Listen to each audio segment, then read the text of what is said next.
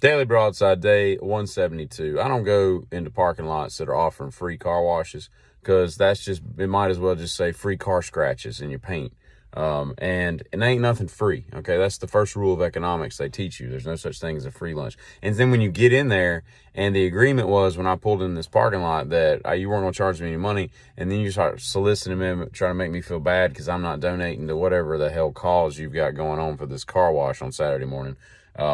That's not cool. All right. That's not cool representation. Just make it a $4 car wash, a $5 car wash, make it $6 so people give you a 10 and then maybe they're not inclined to want their change back. Do it that way. At least that's on the up and up.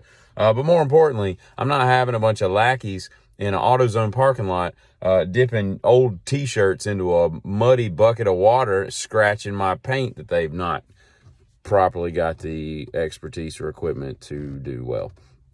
When I was somewhere around 4th or 5th grade, I recognized that all the girls in class started reading a book called Are You There, God? It's Me, Margaret, and by Judy Bloom, who I think is dead, but that's not really relevant to the situation. And I started asking them, I'm like, what are y'all reading? And they're like, hee. And they wouldn't tell me, wouldn't talk about it because it was all embarrassing.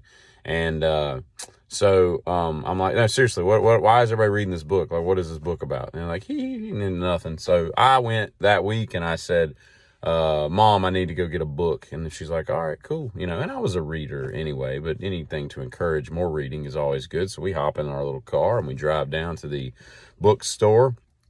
And I go in there and I purchase this book. I belly up to the bar. I pop it up there. A lady rings me up. It was probably like $1.18 back then. I go home and I read it. And within a day, I realize that I'm reading a book about menstruation and the coming of age of a little girl who's in like a Western sizzling bathroom and she gets her period. So she's growing tits and all this other stuff. And I think, is that where the whole we must increase our bust or whatever it was?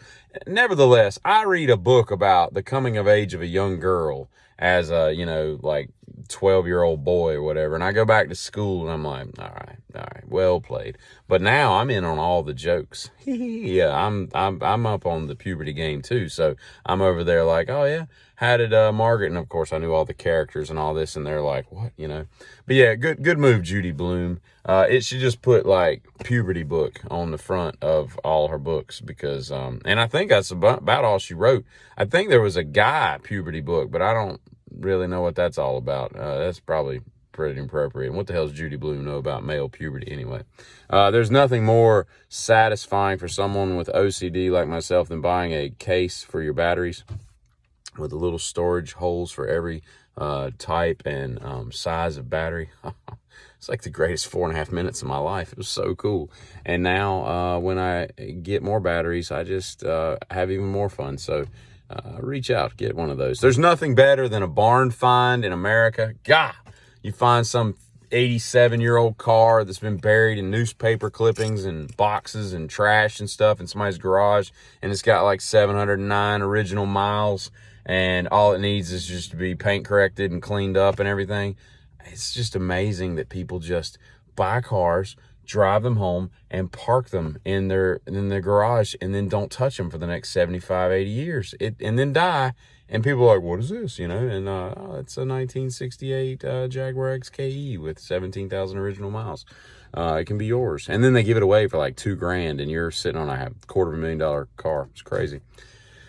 But so the Oz franchise was written by a guy named, I think it's L. Frank Baum, Baum.